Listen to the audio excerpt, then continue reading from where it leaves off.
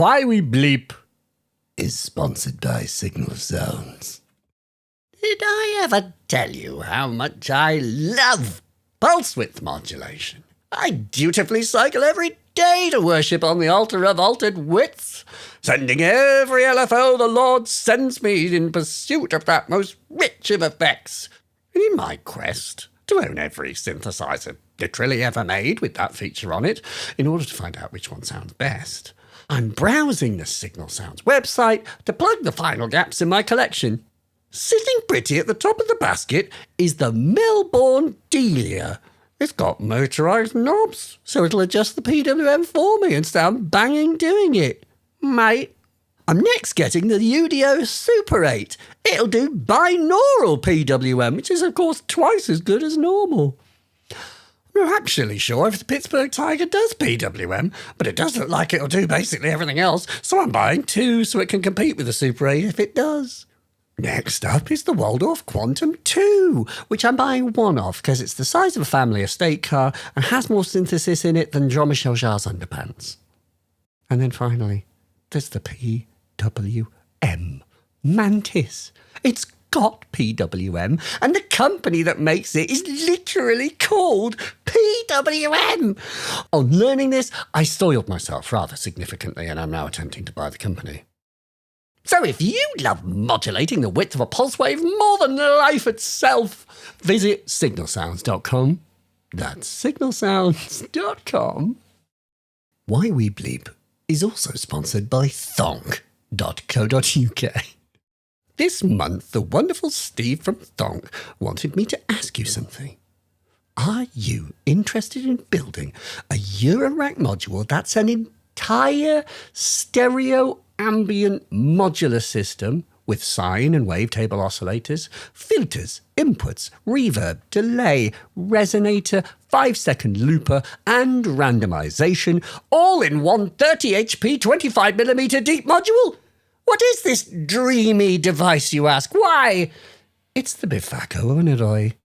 Literally named after the mythological winged demons that personify dreams, the Oneroy is properly a one-stop shop for making drones, techno rumbles, cinematic soundscapes, and more. With the onboard 5-second looper, you can feed it contact mics and other audio, layer and blur those bad boys into beautiful, entire dreamscapes, or nightmarish hellscapes. As with all kits, you get everything you need to build it in the package, with friendly instructions. Obviously, you don't get soldering irons and stuff, but you have those, right? And if you heard my recent podcast with Manu from Biffaco, you'll know that Biffaco started out doing DIY, so you can expect a well-organised kit to build. Check out the Oneroy and turn your dreamscapes into hellscapes. Visit thonk.co.uk. That's thonk.co.uk. Pleasant dreams. Why?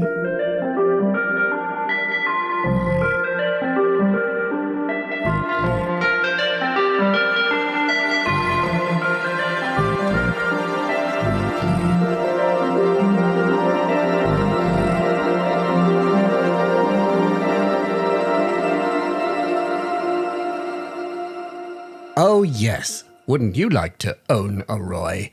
So today we are going to meet one of the most, if not the most, original and prolific person in the field of online media with relation to synths.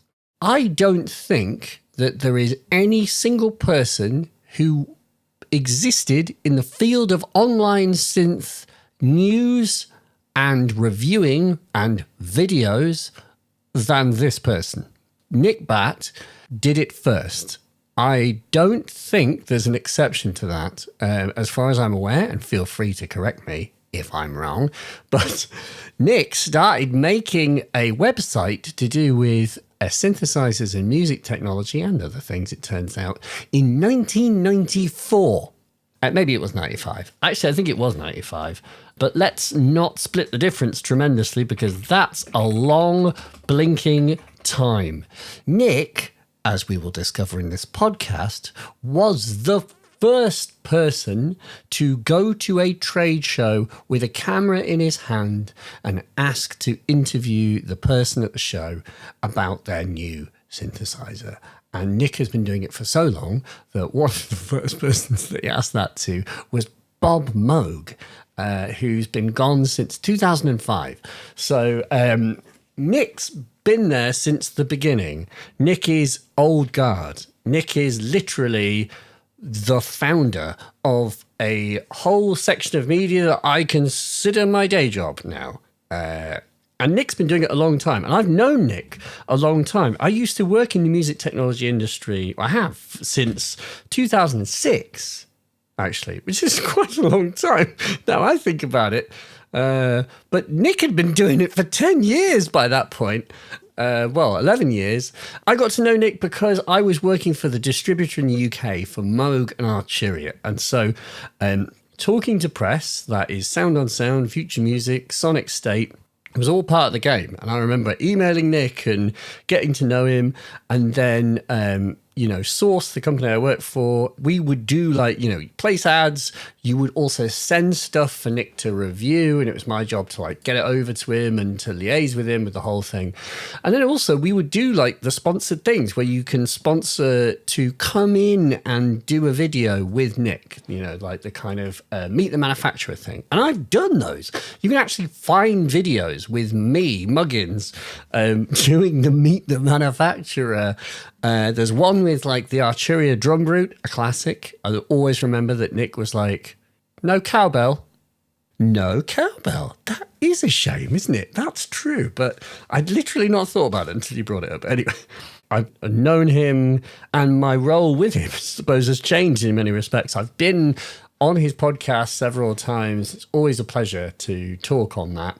And then it's finally time for Nick to be on my podcast. And in this, we talk about shop. We talk about the process of reviewing things, what it is to review things in this age for someone so old school. But of course, I want to plumb the depths of history and how did you start? How did it come about? How did you get into music? What were your first things? And of course, with Nick, as you may or may not be aware, there's Sonic State is not like his first gig. Nick has done some stuff before Sonic State. In fact, most notably, and beating a dead horse here, because you may have heard this story, but I'm going to tell you anyway, that Nick has a UK number 2 and a US top 5 under his belt.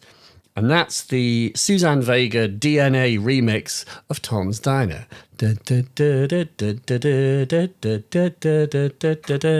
Remember that? And if you remember a sort of funky, soul-to-soul, drum breaky version of it, that would be Mr. Nick Batt and his friend and colleague who made that happen. And we talk about it in this. So I'm very proud to talk to Nick. Nick is old school, old guard, and is still doing it. And I think one of the best, one of the greatest to do it. So let us talk to Mr. Nick Batt from Sonic State. Thanks.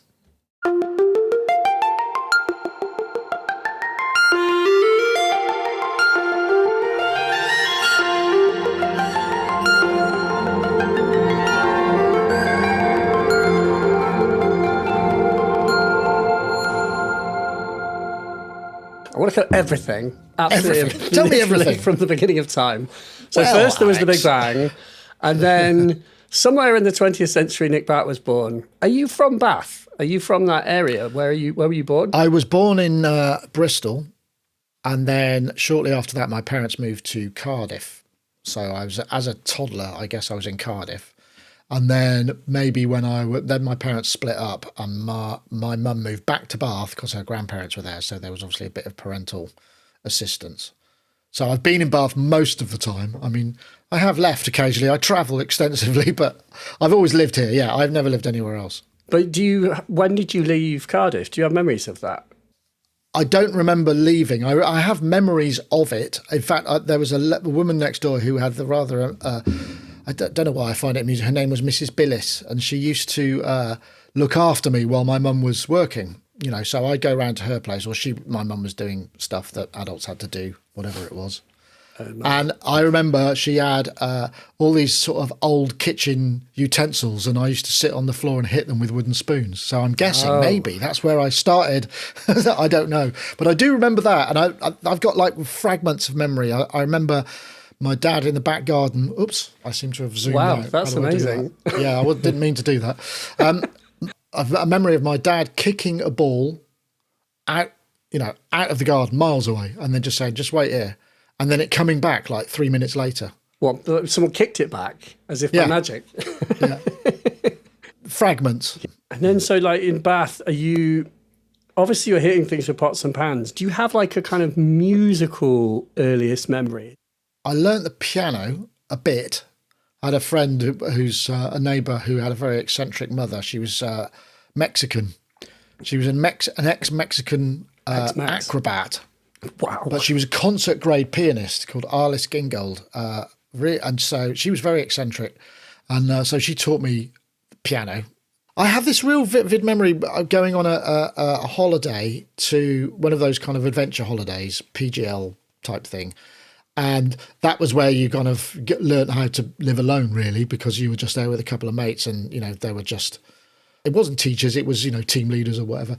And I remember the disco there, and I remember hearing Depeche Mode, Just Can't Get Enough. And that, for some reason, I think because of the links to what my teenage brain was going through at the time and that record, it obviously had a sort of impact. And I sort of think I became interested in the concept of synthesizers then, although I obviously couldn't afford anything at all. There was just no possibility. Where did you become cognizant of synthesizers? Like, at what point are you like... Because at that point, it sounds like you knew they were synths, but it's not an obvious thing to know that, right? I don't know if I did. I think I started I started buying things like Electronics and Music Maker magazine, which were, for those who don't know, is like the really early electronic music things that sort of went on. They kind of eventually became Sound on Sound through sort of the twists and turns of publishing mergers and acquisitions, I think. And they're more like almost hobbyist. They were there. Circuit, build a synthesizer, and the synthesizer had a keyboard, and on the keyboard on the front, it was like Space Invader buttons for a single octave. Were you buying music? Did you have Did someone give you access to it? Maybe. I think when I was a kid, the stuff that we were listening to was more left field. So I would listen to stuff like Japan, Frank Zappa, Captain Beefheart, and at that age there was a lot of rock music around, so probably some of that punk, and then I guess some of that early synth stuff. Yazoo obviously had an effect on me. Good. I mean, I just remember, I think I just loved those kind of sounds. Yeah. I mean, I would say like Yaz/Yazoo are like, it remains some of the best like synth pop music, I think. Well, I wonder just how much Vince Clarke is responsible for an entire generation of blokes and women about my age who heard that stuff, and it was because it was so accessible. Because I guess up to the point, I guess Jean-Michel Jarre as well. I was probably listening to that. Because I remember Alice Gingold, my piano teacher, she had Oxygen playing all the time, and I think that was really wow. And also about that time, I started probably smoking pot and listening to Jean-Michel Jarre was quite an experience, So I guess it must have been something about the sound and the soundscape, I guess. So it's maybe a two-pronged approach: Jean-Michel Jarre and Vince Clarke, which I'm sure was the same for many, many people. There were quite a lot of synths in Zappa. I mean, George Duke's work with on Inca Roads is just, I mean, the solo of, I think it was Inca Roads. There's a clip on YouTube. It's an ARP Odyssey solo. It's absolutely amazing. And there was stuff around that time, and I suppose, I'm just trying to think what else there would. I mean, I was also really into King Crimson when they came out. Around the Discipline and Beat were both, I mean, in very ways, very sort of processed and synthetic, but also highly musically accomplished. It was really interesting. I used to listen to Weather Report as well, so there were these bands where it was almost, and we spoke to Roger Lynn on a podcast the other week, and he was saying what was really interesting back then is that when instruments were, there was a more of a sort of UI, a more of an interface with them, you'd get this sort of level of what's the word I'm looking for? What is it when you're really good at something? Virtuosic. Virtuosity. Yeah, you get this level of virtuosity. Like, it used to be that sax players and guitarists were considered, the height of expression. Then bass players sort of became a bit more in the 80s because they were the driving instrument in many ways. And what one of his theories was, as the interfaces become less and less performative, the music has become less and less virtuosic. That's interesting. And become more background and less value. But of course, like any interface, there is an element of becoming virtuosic. You could become virtuosic at the MC4, with enough effort, right? Oh yes, you can. But I suppose the thing is there was a lot more music where people were held up as virtue. Wayne Shorter was considered an amazing saxophonist. Joe Zawinul, an amazing keyboard player, George Duke, and insert favourite music. I just think it's kind of interesting. I'm not advocating that we should go back to the days of prog rock and everybody should have, be at all in any way, because I love synth music. I think it's fantastic. I just think it's very interesting, the social changes that occurred, but that was the sort of music that I was exposed to at the time. Yeah. At what point are you more cognizant of the gear? I'm wondering how you go from a person who likes music to someone who actually considers making it themselves. I think what happened is we sort of, I think we just ended up, everybody was jamming. That's what you did. So my friend of mine got a bass. Everybody in the town I was, there was a lot of music around the place. So I think we just kind of, a friend of mine was a drummer, and then another friend picked up the bass. I thought, synthesizers, obviously. I remember going to, there was a local music store where you could hire instruments, and I hired a Korg Micro Preset, I think it was, which was supremely disappointing in a musical context. I literally don't. I mean, I've heard of it, but it's one of those ones. The box on the end where it's got buttons, and I think probably a Brilliance controller or something like that. It wasn't at all. I mean, I see it. What a strange. Designed to go on an organ, I suspect. Yeah, like the SH-1000. There was a sort of period of the late 70s period of design. It looks very 70s. It looks like a sort of something that belongs in a granny's, living room. Well, it's sort of brown, isn't it? Yeah, it's brown. It's got a 70s brown to it.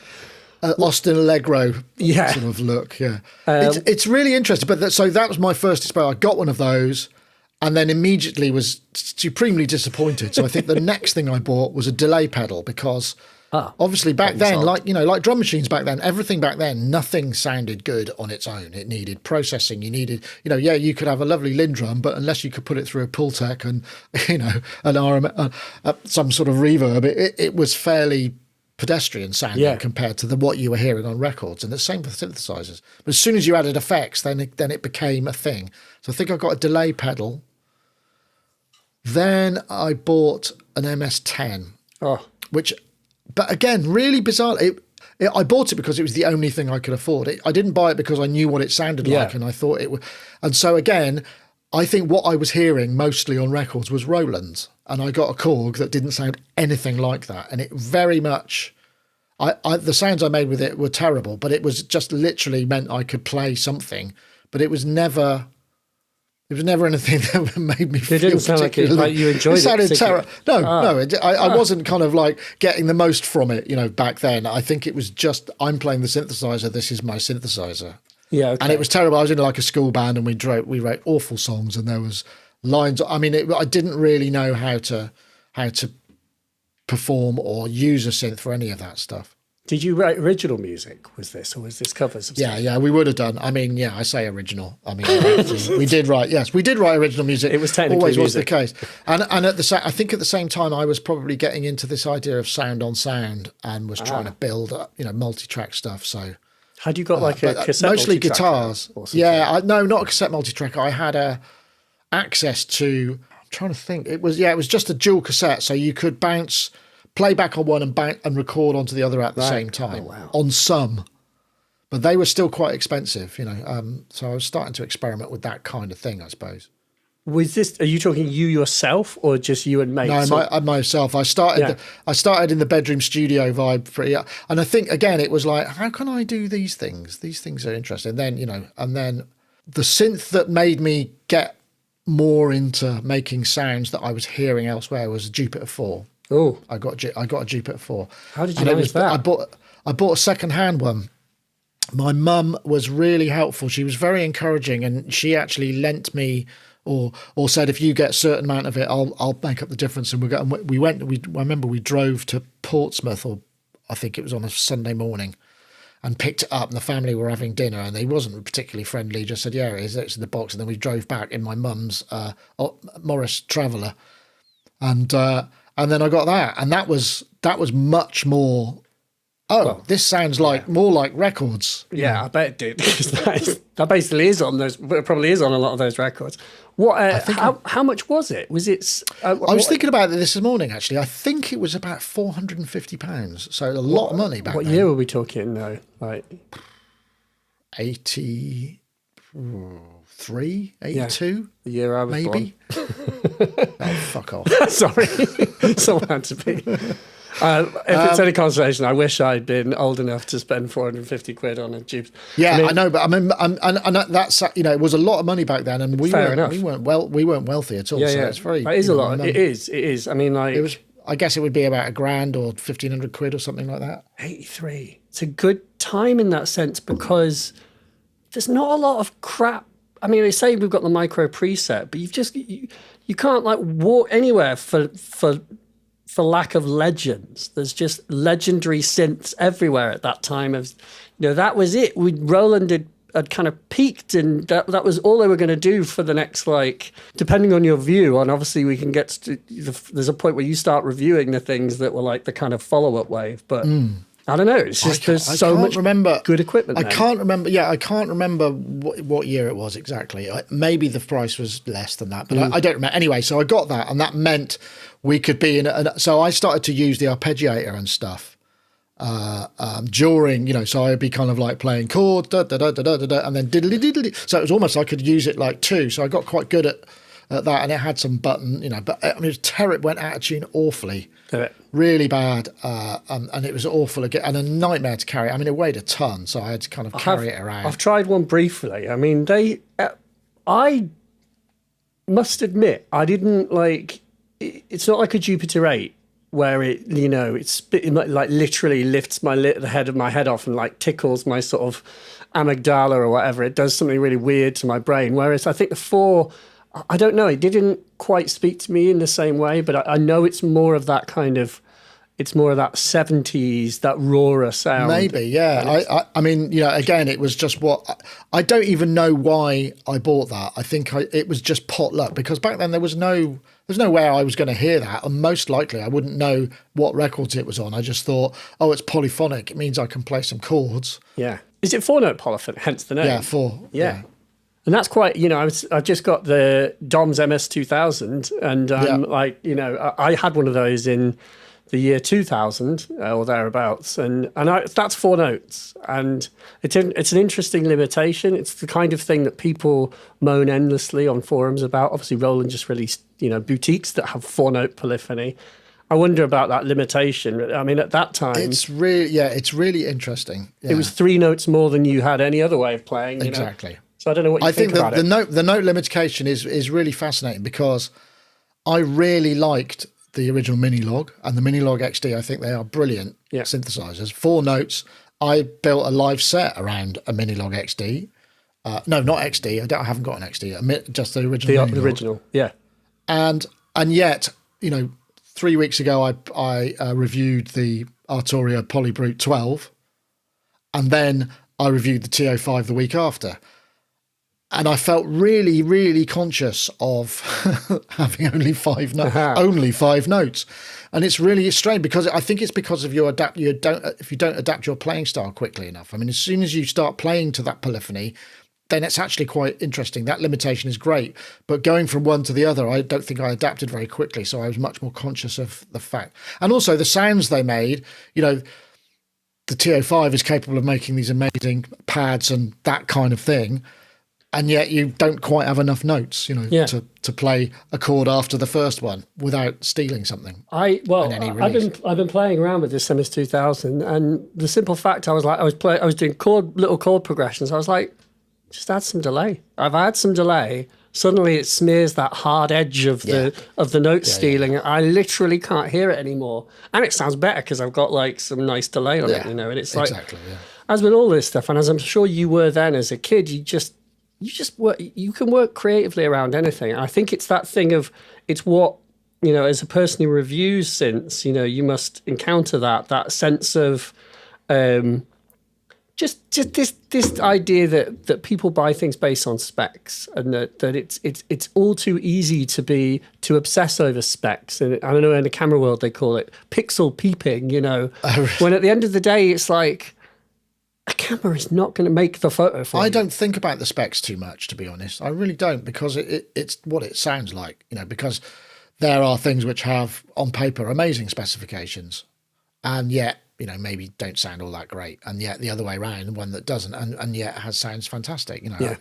I think the other thing to remember at the time as well, it wasn't just synthesizers. There was a revolution in synthesizers, but the big revolution, I think, probably more so than synths, was the availability of effects, because effects up until sometime in the mid to late 80s were things that studios had that were incredibly expensive, you know, that were super pricey. You know, they were Eventides, they were AMXs, they were Yamaha reverbs. Yeah, lexicons. When reverbs became, when effects started to come together, that changed everything, because then you could sound a lot more like your record that you were listening to. And and you know, we forget perhaps some of those. I think the Alesis MIDI verb was probably the thing that just looked like a plastic box. The one, the tabletop one. Yeah. Yeah, that was a massive deal. That was hugely groundbreaking because of what you got there. And because you couldn't get that anywhere else. There was nowhere you could get that sort of thing. And that was a huge change. And then, you know, the SPX and all of those things. But the effects were the things, I think, that really transformed the hobbyist into being able to produce something that was, you know, approaching real or good sounding. Because up to that point, if you had a home studio, you probably had the Great British Spring, which was basically a piece of pipe with a spring in it, and it was, you know, it was dreadful unless you were doing reggae. You know, it literally, or not dreadful. It was all there was. Now those things go for a fortune. Yeah, I was going to say they do, and I've got impulse responses of them. Oh, well, good for you. Know, it was like that's how the silly way things go. That the cheap gear becomes like desirable. But I know exactly what you're talking about. Yeah, I mean, this was before my time, but I can totally understand. Like, if you only have incredibly dry synths to your cassette, it just doesn't sound like a record, obviously. But it's also very easy to overdo reverb. It's really interesting, though, isn't it? Because, you know, that's obviously that's where Vince Clarke got his chops, because that's all he did. You know, he didn't have any effects. So those demos were just synth lines, very cleverly woven. Yeah, very dry. Yeah. Very dry. And that's, you know, so for the rest of us who weren't musical geniuses, you know, you have to kind of fill that space with reverb and production. They're onto me. Yeah, damn. So, you know, it's interesting. I mean, that, and then possibly the surface mount technology that, again, Alesis pioneered. So we had mixers and then Mackie. Those are the really big kind of points that perhaps people don't remember. They're hugely important in what people were able then to do in a home studio environment. Like being able to afford a Mackie mixer, you mean? Or being able to afford a mixer and have sends that went to effects that you could afford. Suddenly, here you go. You've got, you're in a world that's making, you know, making records, or making what sounds like records or sounds a bit like records. And that's where you get all of that, innovation, because with having the tools that aren't the same tools as what you're, you know, maybe trying to emulate, you come up with solutions that are completely off the wall. You go, yeah, no, what I did is I sent it down this and I did that, and it's like, this is the sound I got, and it's like, oh, that's amazing. But I mean, and that's where the innovation comes, because people don't necessarily think about the limitations of what give you the innovation. So you end up with people developing sounds with very minimal amounts of gear and what was available, and a lot of those people that came out of that time went on to become, you know, big names. Yeah. I'm looking at. I got an eBay purchase, the Alesis Microverb 2, which is like sort of, I think it's one above the plastic box, and they're like 1/3 rack units, And I remember those. I've been enjoying. I found one on it like Reverb where it's 3 of them in a line. So it's like 3 of the like the little buggers, where it's got a power connector that's a 3.5mm jack as well, Yeah. which is just like same on the MIDI Verb 2, because I've got a MIDI Verb 2, which I've lost the power. I used to have a MIDI Verb 2, and I'm sad that I no longer do. But like I mentioned that unit because I discovered, I was like going through the programs, and it's only got like 10 or whatever. It's got all these short gate times, short reverbs. And very those good at those. on a drum machine, they actually sound very good. wicked. It's got this really like fake, but just bushy sort of short, big sound. It just makes my like drum machine sound big. So it's sort of to what you're saying, it's like you suddenly get this kind of faux bigger room sound. I'm like, oh, this really does sound good. I'm like, and if I didn't have this, it wouldn't sound as good. It's that simple.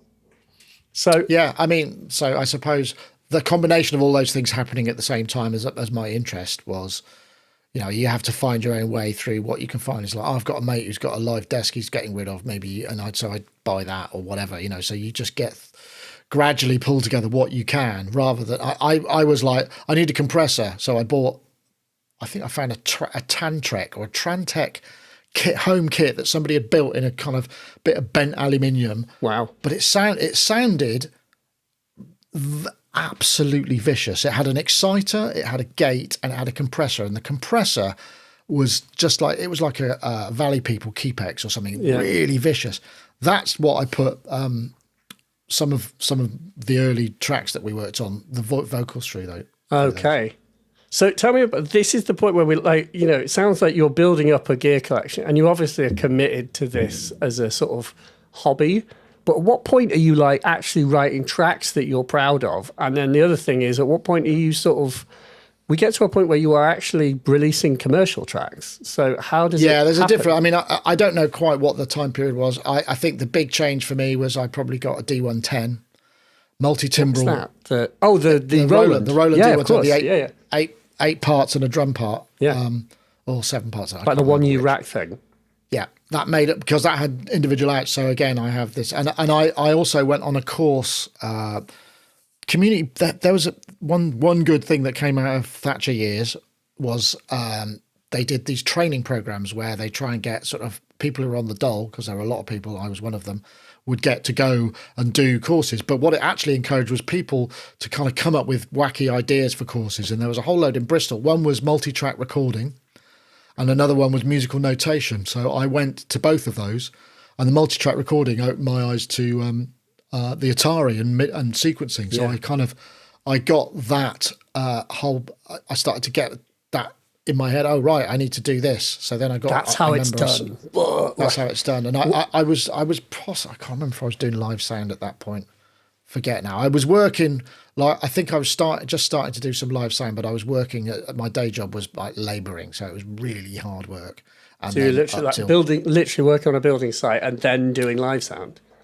Yeah, did that for quite a while. But I built up some money, which meant I could buy the Atari. And I remember going to the Atari. I went up to, I found the receipt the other day, the Atari and Steinberg Pro 24, which I had absolutely, which I had no idea how to work. I started to get my head around it. I really didn't know what I was going to. But then the place I was working at, Moles in Bath, which is now sadly shut, had a studio that they just opened upstairs for live recording and sessions. And I got... Before I started, I mean, I was doing demos and stuff at home on my, so I was learning how to do it. I wasn't releasing anything. And then they hired me as a programmer for a couple of sessions. And it was, I still cringe at this, So I was using an Atari and it didn't work properly. And, stuff would, I did a session for an act called Ampigal, who was on ZTT Records at the time.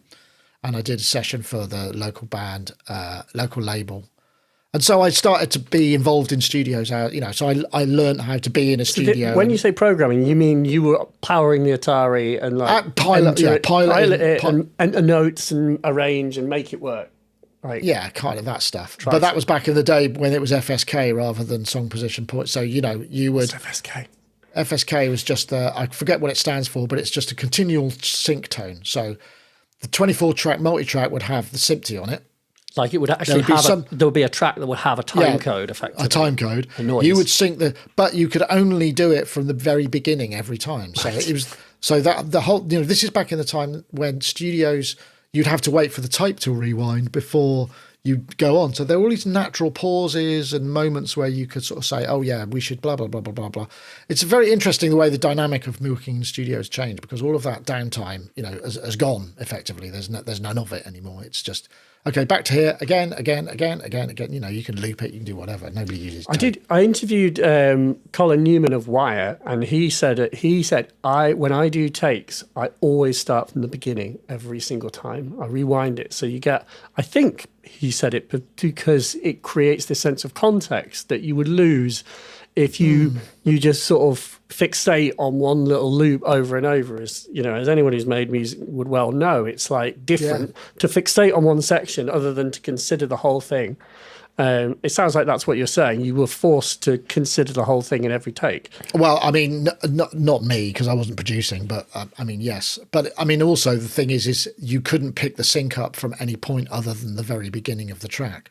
So yeah, woe betide you if you've got a problem at the very end of the track. The original question was, how did I get into it? So I'd started doing that sort of stuff, so people knew that I had this set up. I got a sampler, probably had an S900, and I started doing demos for a local rapper. How was the S900? What was because had you had a sampler before? Yeah, I had a Mirage before that. Oh, yeah. Which was amazing on reflection, although horrible. Well, hey. Also at the same time. But yeah, so I had so I was able to sample stuff. So I put tracks together with a 4-track. I had a Tascam 4-track, and I put stuff together for this rapper who had brilliant, really good ideas, very strong ideas, and pretty good raps. But just when the red light went on to record, he got so overexcited that he couldn't rap in time. It was really difficult. Oh, wow. It was so sad in a way, because it was almost brilliant. Apart from, it took a long time to get it right, because he'd be all over the place. Now it sort of seems like a thing, so it'd be fine. But back then it wasn't a thing, and you had to have the groove and all that sort of stuff. And then I hooked up with a local DJ who said, oh, maybe we should do these things, because he was a friend of the DJ. And they said, and then when he was exposed to what I could do in my place, he was like, oh, can we try a couple of things? And so we started to just mess around with demos and whatnot. And then I think I'd got an M1 by that time. Oh, yeah, wow. How was that? Well, very 90s. Yeah. I mean, it was the sound of the piano of that period, but it also enabled me to consider more orchestration. But I mean, the MIDI timing of the M1 and the MIDI timing of the Atari without, proper MIDI ports, that was shocking. I mean, there was... Was it? I thought the Ataris were supposed to be like rock solid. The Ataris were, but you needed to get the external MIDI ports, so you had multiple MIDI ports. Because if you think about it, if you have a kick drum, a hi-hat, maybe a cabassa, maybe a cymbal, all hitting bar one, beat one, and then house piano, which it could be anything up to 6 or 8 notes on bar one, plus whatever else, that's all those things happening, and you get this smear effect. There's a cue. There's literally a cue. There's a cue, yeah. So what I'm sure loads of people have talked about this before. So what you'd end up doing is delaying the chords by a couple of ticks so that the kick would always hit on bar one. And so you'd have to sort of, make sure the kick's first. And you put the kick track at the top because that seemed to process for. I mean, I don't know if this is true, but yeah, there were tricks to making it all, because otherwise you would get this kind of. Yeah. This smeared effect. That's interesting. Yeah, I know that things like the Circle-On hat, which I have one of those, like that. One of its big things is like it's got multiple MIDI channels for that reason, so everything can bang at the same time. But yeah, I mean, these are things. I mean, I'd like to say these are things that people don't need to even think about anymore. But I don't think that's strictly true, because MIDI timing is still a bit dodgy on modern computers.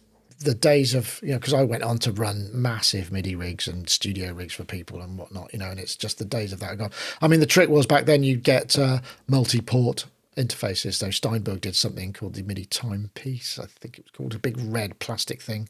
And that gave you 4 ports, so you could put your drums on one, and all of that, all of the tricks of that. But then, I mean, so we did these demos. We did a demo for Tom's Diner, which was an idea. But at the same time, my DJ friend Doog, Neil Slateford, he was a rep for EMI, so he'd be driving around the West Country, bribing shop owners to sell more, whoever it was at the time, giving them perks and Avarex jackets and all that kind of stuff that we used to go on, being really nice to the people who had the Gallop machines in their places. Back when Woolworths used to be a reckoning force for chart position. Yeah, all of that gamification, very dodgy and corrupt, to be honest. But I mean, not that he was, but he was one of the workers that would execute. So he had a mate who was a rep in London and said, "Oh, I've got this idea. Do you fancy having a go at La Serenissima, Rondo Veneziano?" Because there was a lot of big Italo house stuff. So he said, "I've got this idea. We'll do a sort of housey cover of that, and we'll release it pretend it's a house import." So he paid for the studio time. Really difficult, obviously, because it was in 7s and 15s and had an oboe, and I made all the music for that, which was, you go back and listen to La Serenissima now, and we did this version of it that was fun, fun. Yeah. And that did really well. But at the same time, at the end of the session, we said, Duke just said, "Oh, do you want to just finish that off?" This is a story I've told this many times. And I was totally burnt out, and I was like, wow, I can't handle this. I sort of felt like when you look at the computer, I just wanted to cry. I was so sort of overloaded with the responsibility of mixing it. So I mixed it, and then we did Tom's Diner, and then that was that. And then I ended up having to go to work at Glastonbury. And when I got back, it all went crazy, and we ended up with like them both in the charts. It was bizarre, yeah. So that's when it all started. Were they your first kind of commercial releases that were and you were just yeah. Oh no. To be fair, we did. There was one other because we did one with the rapper, which was we got our own style, which sampled fashion, and it was really good. And it started to, it did a bit. It did okay, but it wasn't a full on proper release. But that was the first thing we worked on. For the avoidance of doubt, can you? Because there will be people who haven't heard this story. Is like, what was the success of the Tom's Diner remix? It went pretty global because it just whatever the zeitgeist, It's just actually objectively, despite how burnt out you were, it's a really catchy.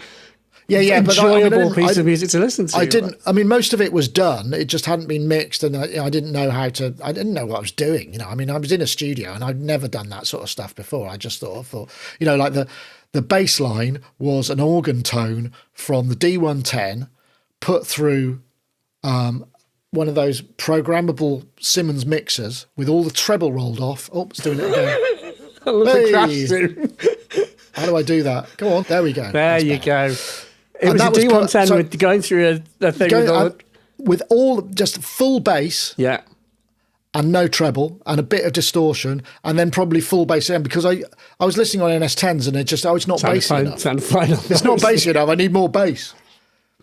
So okay. Why not? Yeah. And then but that's big. Yeah, I suppose that's the thing. And so I just sort of busted it. Why did you do Tom's Diner, Suzanne Vega? Like, why that? Because you had an a cappella. We had an a cappella. It was an a cappella track. Do you know about that? Have you heard about what that's? Yeah. You know about this? MP3. Yeah, Fraunhofer used it. They used it to. Yeah. Basically, I did having done some research before. It's when I talked to Sean Costello of Valhalla DSP. That Suzanne Vega, Tom's Diner, this, Nick, but for everyone's benefit, it's a really well-recorded, dry female vocal a cappella, and it's used apparently legendarily in DSP development because it's just a really clean, good female vocal. And if you just use that and nothing else to do, maybe you do use other things, but if you get to know that and you're testing reverb algorithms, choruses, distortions, drives, delays, then you by having that as your reference, that's what DSP developers do. Then the whole industry listens to this female vocal. Bizarre, isn't it? Before I had anything to do with it, I might. Yeah, and that's what. Yeah, Fraunhofer apparently used it to help develop the MP3 algorithm, because he was like, if I can make that sound as good as it does on the original after it's been compressed, then I've done my job. So let me explain the signal path I chose for that vocal. Please. So sampled into an S900. Yeah. I'm not sure if it went via the Tantrack or not. The whole So thing. fill the S900. How do you fit it all in an S900? You don't. Well, this is so you sample as much as you can get in there and enough of the drums so you can still run it in time.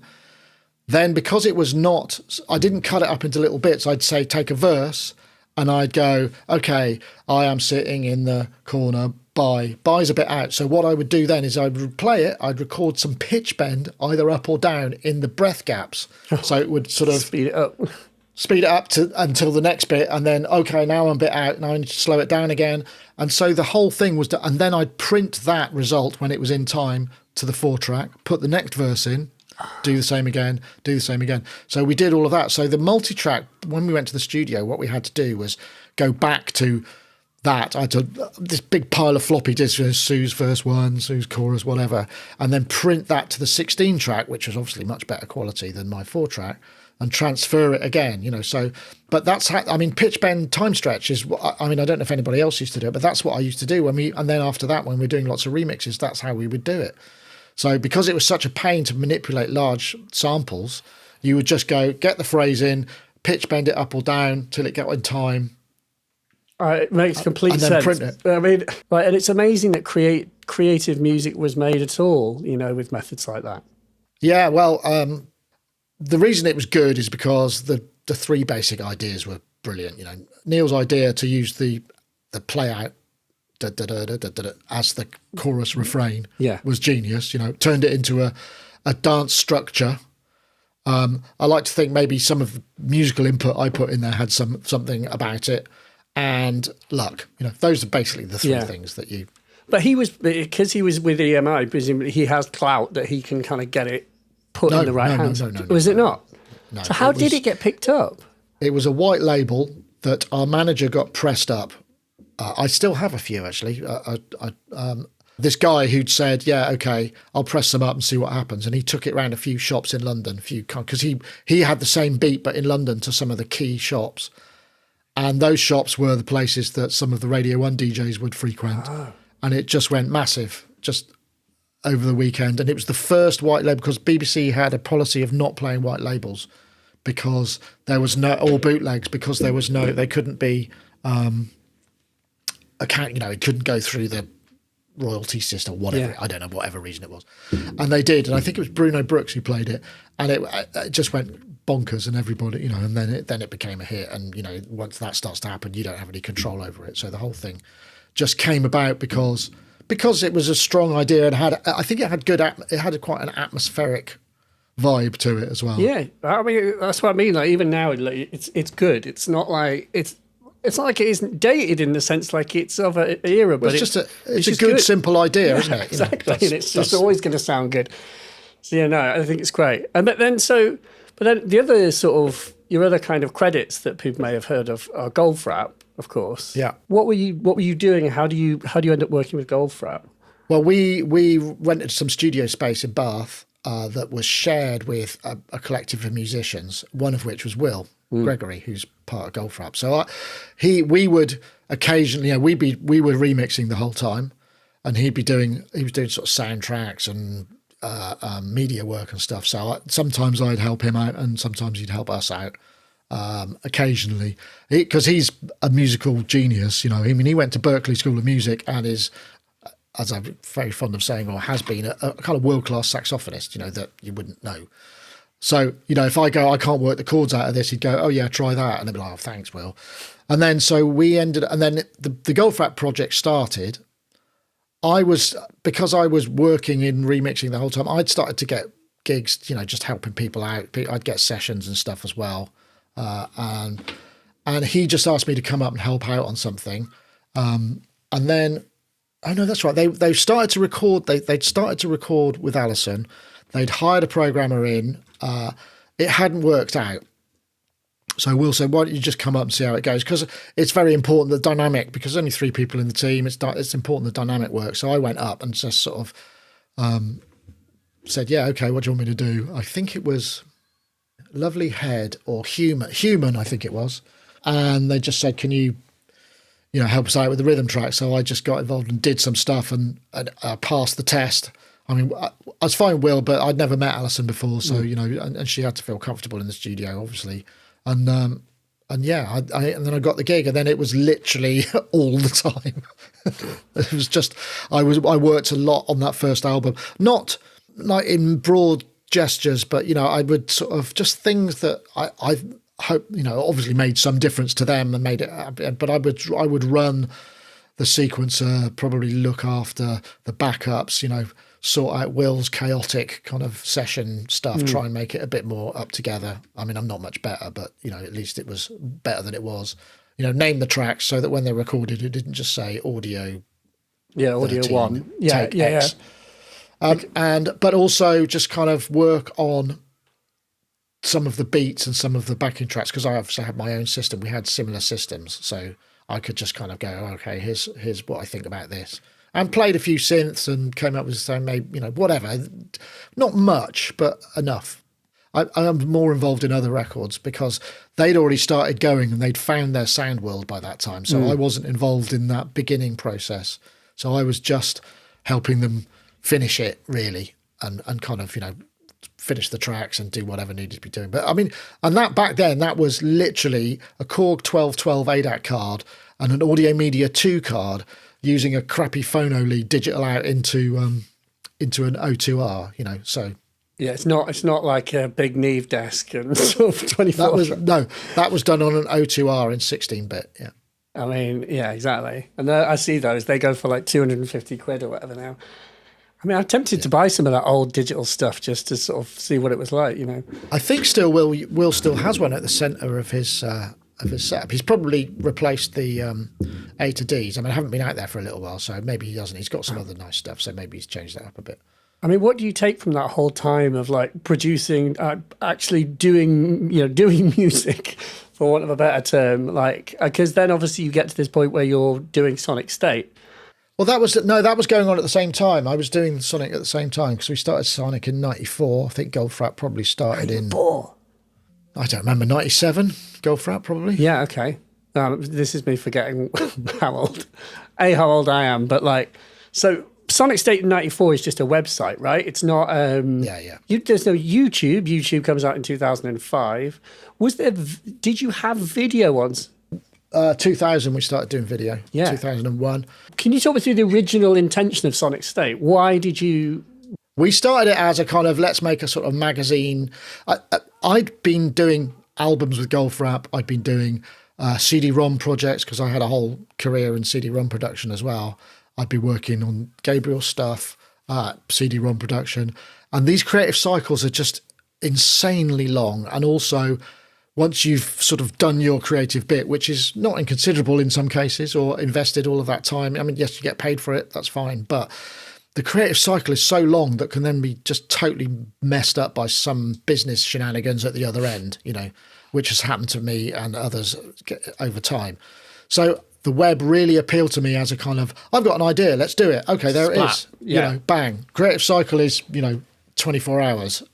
Fantastic. Okay. So we just thought, let's do this. And so we came up with this idea to do sort of a fun, irreverent music magazine. We had sections like World of Cheese. We were going to do a fantasy A&R, like fantasy football was really big at the time. So there was an idea to do fantasy A&R and just all these kind of ideas. I mean, as it turned out, a lot of those fell by the wayside because they were just too much work for everybody. And I ended up continuing to sort of try and push it and eventually got hold of SynthSite, which was like a student-run database, just a flat HTML folder full of information on synthesizers and images. SynthSite? I've not heard. SynthSite. What was it? So it was just what? It was like just a synth database. Yeah, it sounds like what's that? What's the one? Vintage Synth Explorer. Yeah, that kind of thing. Which hasn't been rewritten in probably since 1994 as well. The Vintage Synth Explorer, can I just, if the person from Vintage Synth Explorer is listening, would you please update your listings where you sort of say things like the TX81Z, because it only has 4 operators, can only make bad sounds. You know, you can only make good sounds if you've got 6 operators, obviously, as we all know. Of course. You know, no good music was ever written. Well, with 4. that's where we started, and we've still got that. I mean, to be honest, it's fallen by the wayside because news took over. But what was your goal? Was it to make money, or was it to just be like, I just want to make a cool site that's about synths? But yeah, it's also music I think that was it. I think it was partly that, partly I just want to do it because I can. And at the time, also, I'd been through a couple of bad business projects, and I was at a low. I'd had a bit of a breakdown, and I was really anxious, and I didn't want to be out in the world, kind of pimping myself and having to be, interface with people basically. Yeah. So I found something that I could do in a small room on my own, effectively. Yeah. I mean, with others, but with sort of close friends, so it wasn't like stressful. So yeah, that's why it would. At what point did it? I mean, I was going to say, at what point did it start making money? It's just that thing of when does it become, a thing that you can't sort of put down? It becomes a thing that's like a big snowball that's like starting to roll down the hill by itself. Well, there were a group of us involved, and one I forget the exact structure. Everybody had their part to play at that point, and we had a guy who basically negotiated a few ad deals, and it was back when the .com bubble was well and truly, inflating, shall we say? It hadn't popped. It was like we used to make a decent revenue from it, and also there were no other sites like us, so we had all the traffic effectively. I forget what the numbers were, but it's much harder now. I mean, I imagine we're probably bigger now, but relative to what the overall thing, and also there were loads of people. The internet wasn't actually wasn't very well developed. It's certainly in Europe, so most of our traffic was American. So we got American advertisers. And so, but you were saying earlier, and I'd never known this, but it was a bit more of a music site. Is there a point where it becomes more of a kind of gear focused thing? There must have been a sort of probably. Switch. I honestly can't remember. I think it's at the time as people who were, because I could only program so many things, and you can only hand code so much HTML for each thing. And I think people lost interest when they realised how much work it was going to be for the areas that maybe they'd been championing. When did you first review gear? Were you doing written reviews originally, or were you? No, I think I did a couple of reviews for like maybe Future Music, a couple of things. And then the first review we ever did was the M-Audio Oxygen 8. Oh my God. Which is our first. It's got like 600,000 views on YouTube. It's me in a woolly top talking about this MIDI controller, which at the time was very groundbreaking. And we just said, let's try it. Let me be clear here. And I kind of meant written review, foolishly assuming that was what came first. But you were straight into doing video reviews. But you were hosting we did do some written reviews as well, to be fair. Okay. We did, actually. We did. I think we'd also started doing show videos. Yes, I want to ask you about this as well. Like, when was your first NAMM? 99, I think. Wow. And 2000. And you were publishing sort of little videos at NAMM, shot on DV cam. Yeah. Like on the Sonic State site, basically. What we had was a workflow. So we're recording on DV tapes, right? Yeah. So tape. Then we go back to the hotel room, we digitize the tapes, then we would have to crunch them down to a smaller, some tiny little, I think it was Real Media we used to use. Oh my God. So this is, by this time it's like 1 o'clock in the morning. Then we'd have to FTP it out. What we had is we had a server in the office, and we'd FTP this to the office. The computer's on and waiting. Yeah. Someone would come in the morning and edit these crappy video clips together and then publish them. On the site that you host. On the site, yeah. You host so what everything. would often happen, we come back, so people would see their video, maybe they'd see it the next day. I mean, sometimes they would, not always. We didn't shoot that many videos because it was just so difficult to... I mean, that was 2 camera people. I mean, it's hard enough with that. I mean, now we've got... And then so that gave us I think it really sort of skyrocketed our reputation, and what we were doing was sort of so unique. No, let me and be there was clear. such a There would thirst be for no one doing that, right? No, it was too niche. Absolutely no one. Who else was going? I mean, there are photographs of old NAMs and stuff, but there is no report. Well, there's reporting, I should say. There is like the Electronic and Music Media magazine would have a little thing of like, hey, the 1979 NAM show and so showed this. And there'd be a little summary, and obviously the person had been flown out for it. But the idea that there was someone there with a camera shoving it in Bob Moog's face, at that time is unheard of. And I mean, I don't know what were your first experiences of going, hello, I'm actually going to interview. It's really, terrifying. I was so nervous when I was certainly talking to Bob Moog, because it was like shit. Because normally when I did stuff, it was just me shouting stuff at the person and trying to get them to kind of say something. And most people weren't prepared. This was back in the day before people were media trained or realised anybody could point a camera. Some were brilliant. Some were a bit car salesy, and some were, just terrified. What was your experience like with Bob Moog? How does it talk me through the experience of like asking him and like being like, can you film a video and then doing it? What was it? What was it like? Bob will be here at 11 tomorrow, whatever it was. I just remember the build up being really, terrifying, because I just thought, I've got to interview him. Now I've got to interview him. What do I say? I had no idea. Yeah, I don't know. But I winged it, I imagine. I maybe wrote a few things down on pieces of paper. And we found it recently. Actually, I've posted it. We're going to be launching some archive stuff to our patrons, and I'm starting to go through a lot of these things. It's quite funny. But I have watched one of the like Bob Moog ones where it's like I'm sure it was the Voyager. It's like, hi, I'm Bob Moog here at the 25th, like whenever it was 2004 NAM show with Sonic State. And it's like. It's delightful. I mean, these are amazing records because obviously he's no longer with us, and it's sort of sure. There's so many people like that. Him, Dave Smith, Don Buchler, and other people. I don't think you wouldn't have interviewed him, would you, or met him? I did, yeah, but I can't remember what. He was extremely shy. I don't know if he wanted to be on camera.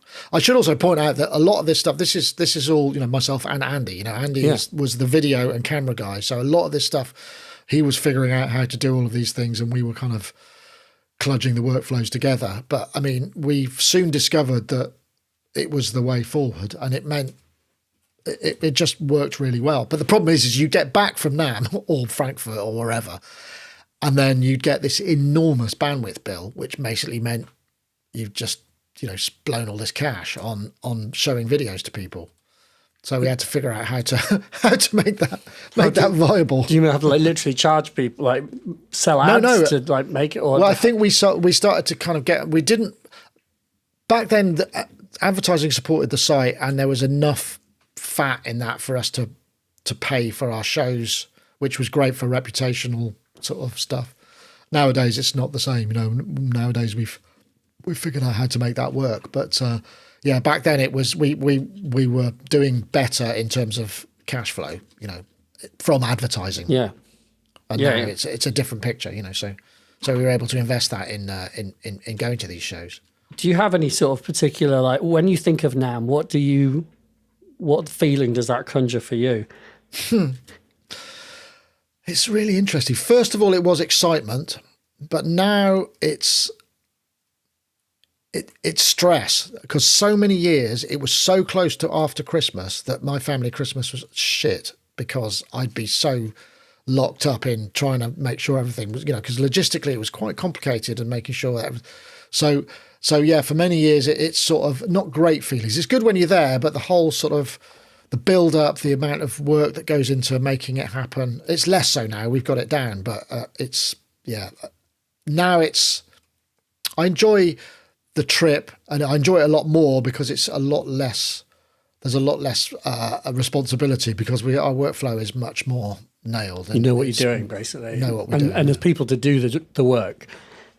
Yeah, but at the same time, it's still, unfortunately, NAM is kind of declining. So it's kind of, now we've finally figured it out and could enjoy it more. Last NAM was the most enjoyable NAM I've ever done because I went out every night. We went to all these events. That's never happened before. Is that because you were always editing, working in the evenings? Not editing, working, sorting, writing stories, doing things that need to be done with, to the point of right now I need to sleep.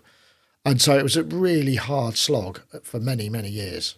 Now it's not so much of a hard slog because now when we film, it's offloaded. We don't deal with it anymore. We don't write the stories. The team are there just to get the stuff hoover it up, and it makes it a lot easier. How many of you actually are at shows these days? Like, people probably won't realise this, but...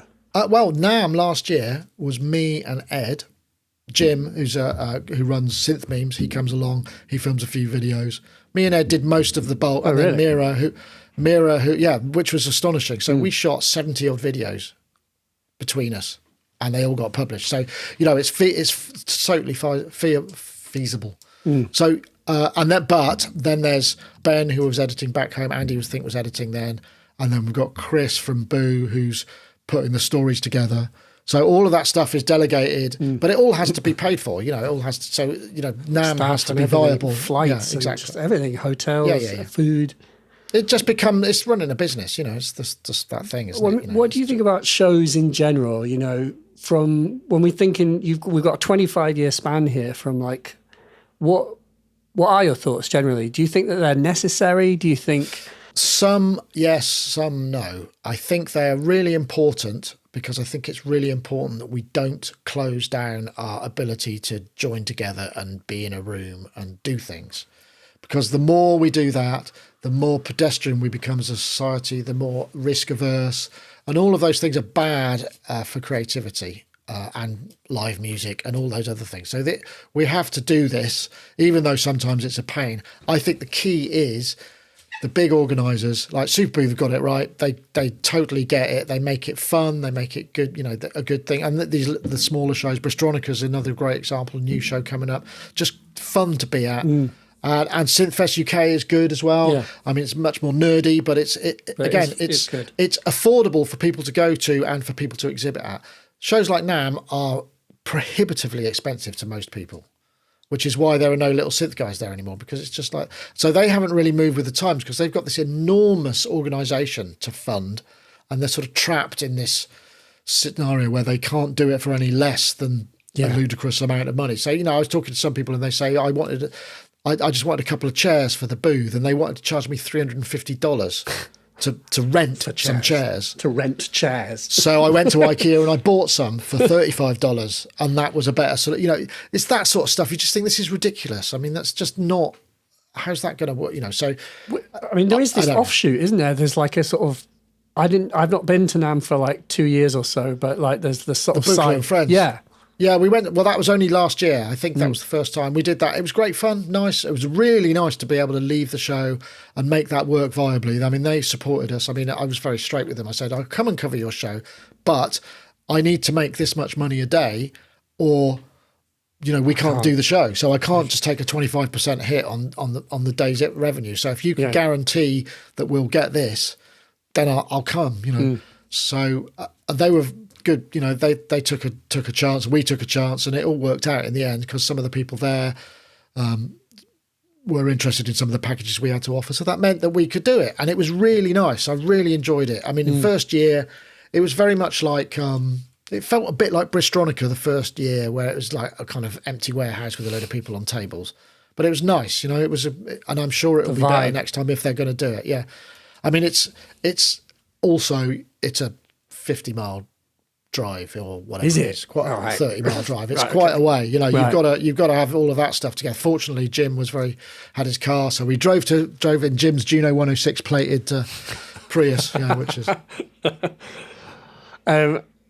obviously Super Booth as well. I went to Super Booth when it was a Super Booth at the Frankfurt Music Messe and stuff. That's a good example of how someone took that kind of corporate, big, corporate, warehouse or, conference center show and made it cool and made, he originally had this freaky little booth. I remember seeing you there, and you will have all videos there, surely. Yeah, we do. Yeah, we filmed lots. Yeah. Oh, man. And then, from that little seed of fun comes, and I think you're right, nailing that idea of it being fun and irreverent was what made it so enjoyable to just be at Frankfurt Music Messe and be like, my God, look at this. This is fun. This is so different to everything else. Yeah. I mean, Frankfurt was a slog, because Frankfurt is so big. I mean, we think NAMM is big, but I'd say Frankfurt was probably 3 to 4 times the floor size. Yeah, I remember. And we're talking 8 halls, many of them with 2 floors each. You need to take up. The first year I went to Frankfurt, I took a laptop because I was showing people this is a website that we run. Are you interested? I mean, talking to deaf ears. I had to have therapy when I got back because my shoulders were so, because I'd carried this laptop, because laptops weren't small then. And I had to come back and I had to get like physiotherapy because I'd totally done myself in from walking around with that laptop. Yeah. It's absolutely enormous.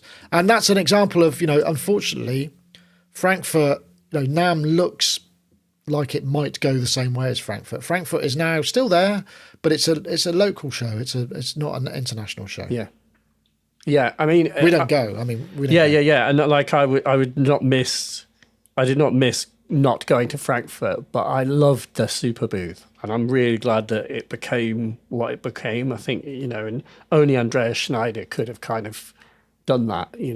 Well, it's like a working holiday for synth makers now, isn't it? Because it's such fun. I mean, I think this year was a bit different because they've had a change in management of the venue, and it caused quite a lot of shifts that kind of messed up the vibe a bit, if I'm perfectly honest, which, like terrible bars, terrible beer. That's true. Like, yeah. Closing a much earlier, like previous years, it was just such a great, there'd be music till 10:30, 11 outside. Yeah. Couldn't do that because of the toads. I understand the need for conservation, but the toads have been there for probably 200 years. How did the toads manage in the last few years? Yeah. And I think that's a shame. So I think that made it less enjoyable for the organisers and maybe some of the attendees as well. But I still think it's going to be, it's still way, way more fun than anything else. But it's like a holiday, isn't it? You go and have fun. As well. I mean, I'm like meeting everyone and catching up, but I do treat it in that sense of like, it's as much about, what's the right way of putting it? It's not, it's work, but it's work about reconnecting with the people. And and I, as a person who sits in this room and makes videos all day, as you do mostly, it's like it's really important to be with people. Like it is. I mean, it is social beings. It's still a lot of work for us, but we now figured out how to make it work, and that's good. So tell me about reviewing synths. So you go from like an Oxygen 8 where you're literally like, let's have a go, to, X however 100 reviews. I mean, can you tell me your sort of, what is your process and what your general, what have you learned, versus over doing it for so long, both about like, I guess presenting as well is another factor, is that, it's interesting. Presenting, when I did the MIDI Man, the M Audio thing, what was clear to me, and without, I recognised that I had a manner on camera that people responded to, and I can generally talk on camera. You've got the same thing. It's like some people can do it, some people can't. Some people need a script, some people don't. Yeah. Ones who don't need a script is generally much more natural feeling, and you're more able to communicate.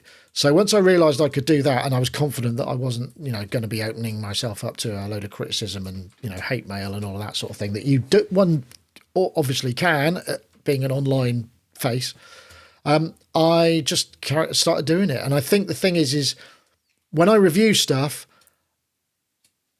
it's very rare that it's so simple I can do it really quickly. Sometimes I can. There's very, very occasionally, but most of the time I need to sit with it. I don't do anything with it for a while. I have it next to me. I'm doing all the admin stuff that I have to do for Sonic. I'll turn around and go, okay, and then I carry on. And I just live with it and live with it and live with it, and then build up a sort of, okay, this is doing this thing. I like this. I like that.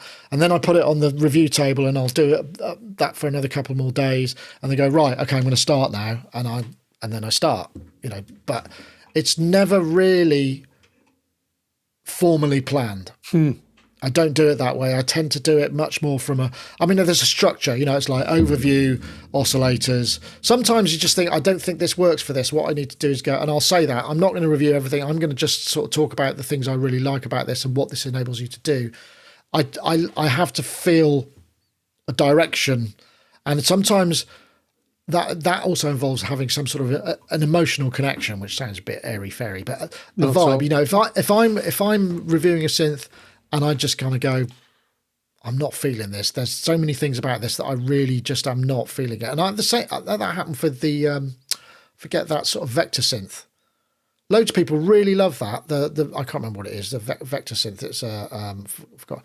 I just didn't connect with it, and I said I don't think I could do a review because I'm not going to be saying anything. I just found things frustrating personally. I'm not saying it's a bad synth. Just because I don't get on with it doesn't mean it's a bad synth. It just means I'm unable to review it properly because I'm just going. This is really annoying. It's not working the way I want it to work. And that's maybe my shortcoming.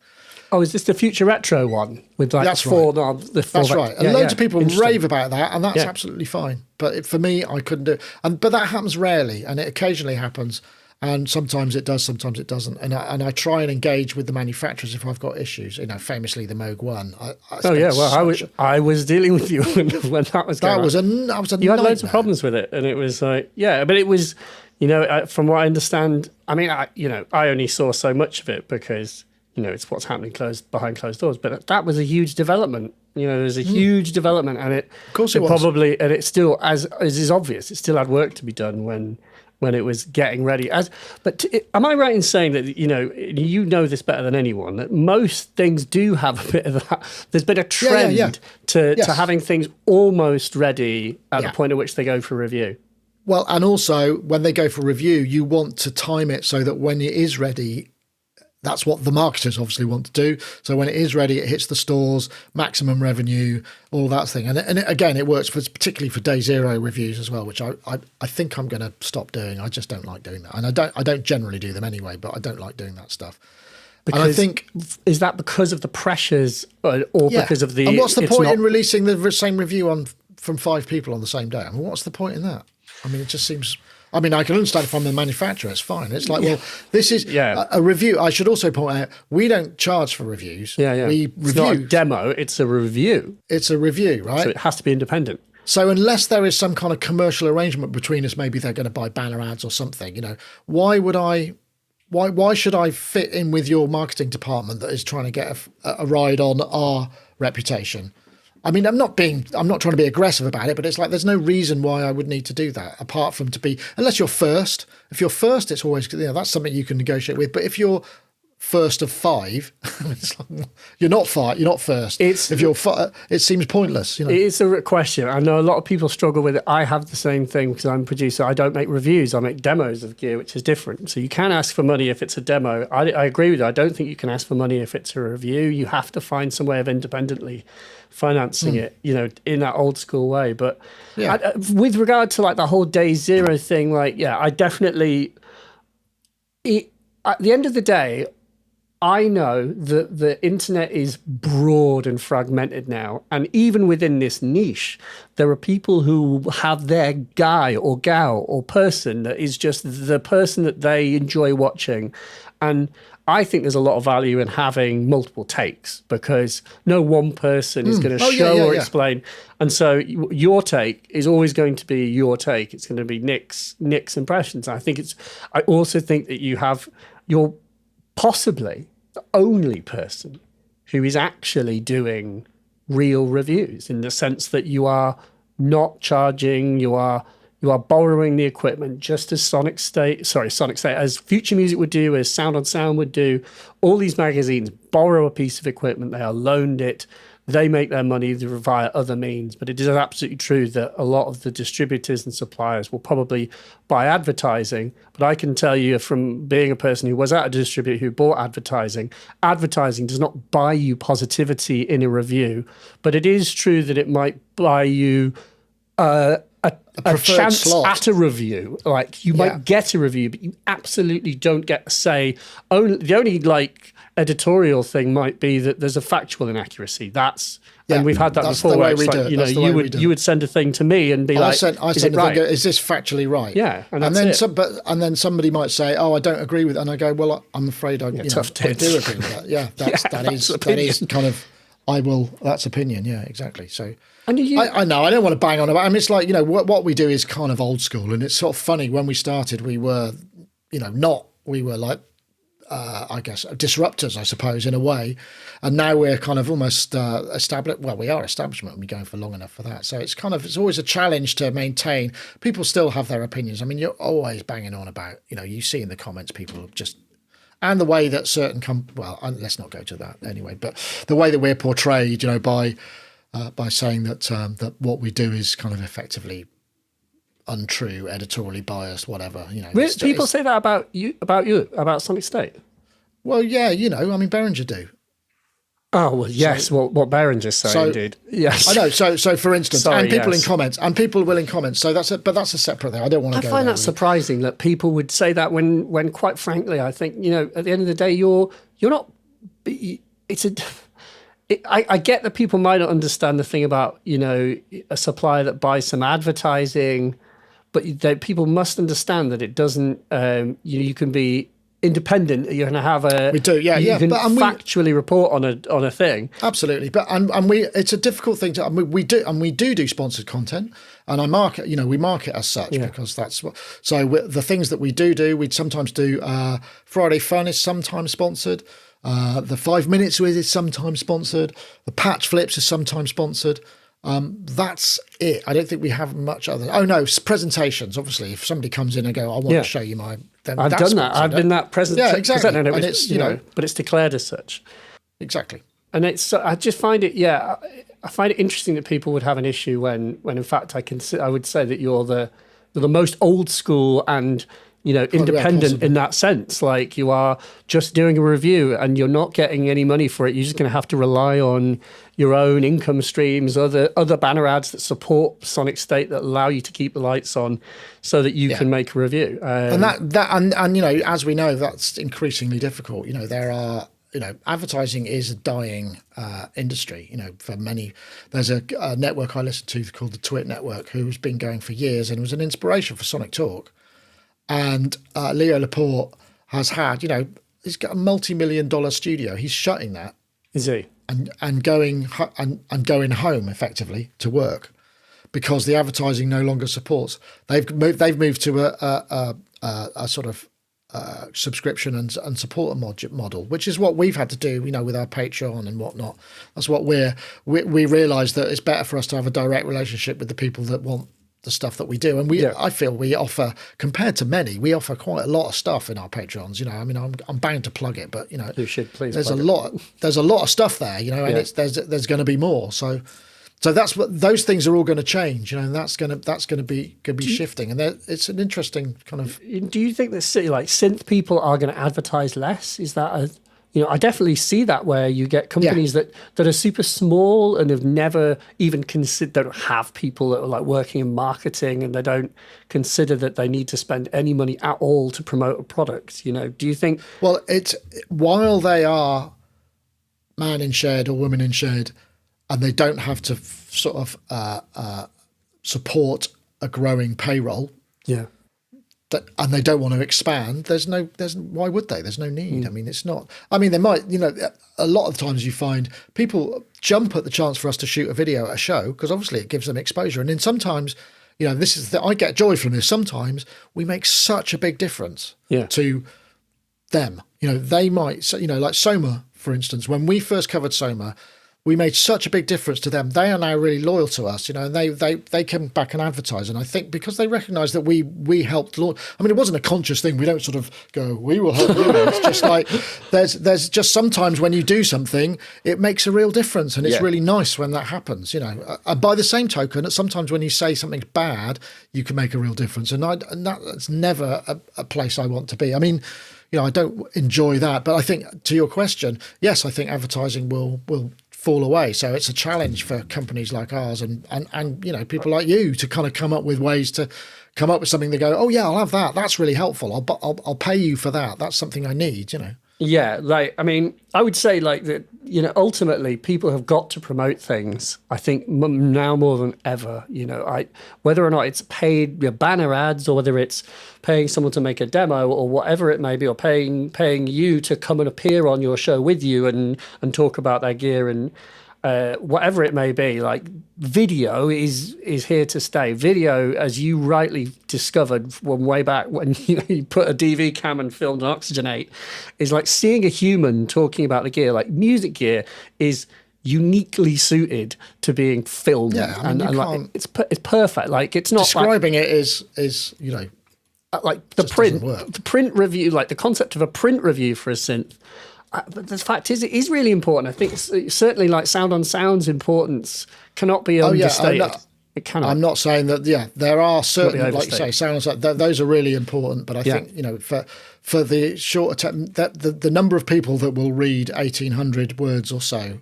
Do you think is that like decline? Is declining? I would imagine. Yeah. But then conversely, would you not say that the number of people who'll watch your review, that's 30 minutes long?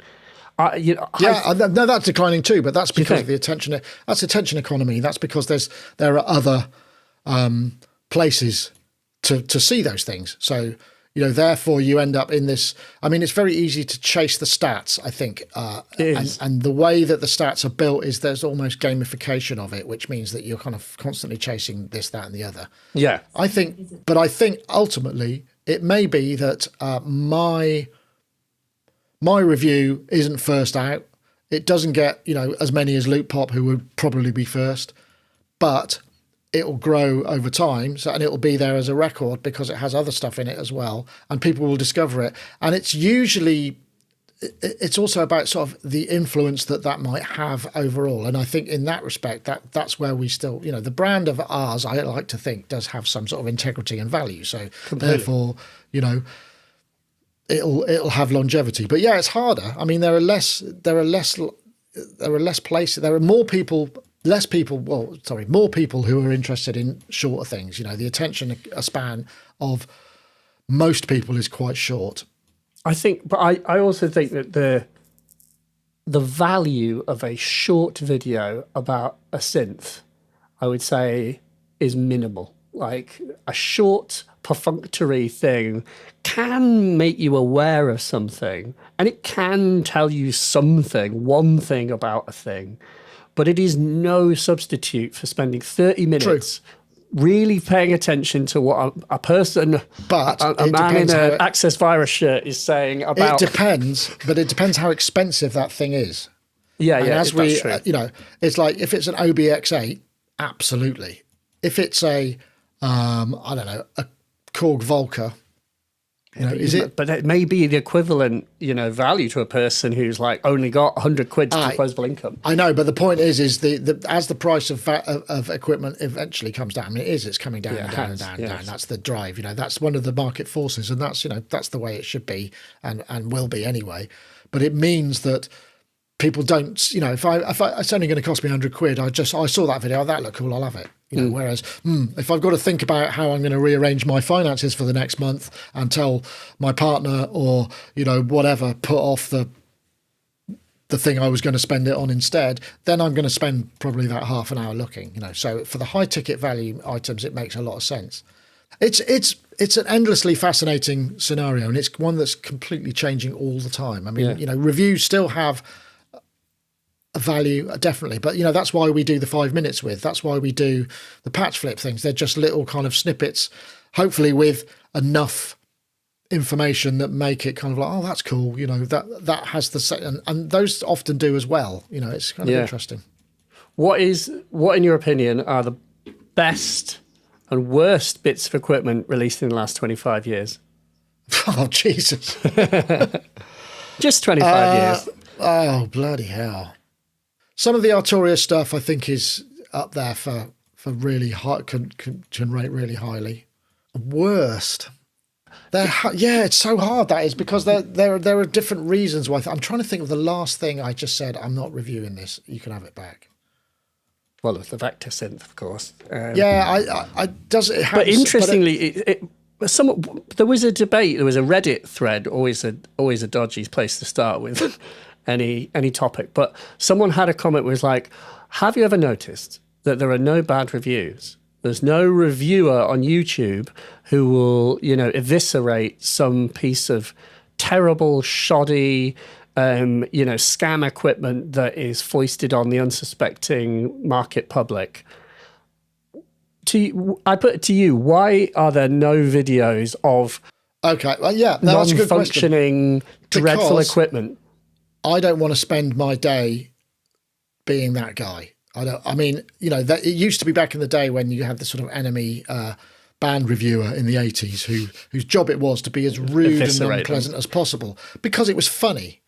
And that's okay. But I don't want to spend my time doing that, because at the end of the day, maybe something might be released that was cynical and badly designed, but it also might just be they got it wrong, and that person could be greatly affected unnecessarily by me You getting mean the reviewer cheap... might get it wrong, or that the manufacturer designer, might get the it designer wrong. just made a mistake. So I'm not. I don't want to be in the business of ruining people's livelihoods, and I feel responsible enough. If I film something at a show and the person is coming across really badly, I won't publish the video. Yeah. In most cases, I won't do it, because I just think it's not fair. They had a bad day. They're just going to be flacked for it massively. There's no point in doing that. That's mean. I mean, we have that power. I just don't want. I'm not interested in that. My take on it is, and I'll put this to you, and you can feel free to disagree, because you're actually reviewing all this stuff. Like, there are obviously pieces of equipment that are not quite finished and that will have firmware, like things that clearly they'd have benefited from maybe a month more development, or sometimes even more. But would you say that there is any equipment that is actually released that truly fails to perform its basic functions to the point that it actually develops and actually would deserve an evisceration? Yes. You would say so? There have been. The one I can remember... Yeah, go on. Yeah, there's one I specifically remember, which was there was a funny little mic. It was called... It was silver. It was called a Rocket or something, and it was... I can't remember who made it. It was... I think it was Sonorous, maybe. No, Presonus, possibly. Right. Desktop mic, and the idea... And this was a long time ago. You put it on the desk, and you would just kind of use it to... Like I'm using it here, but...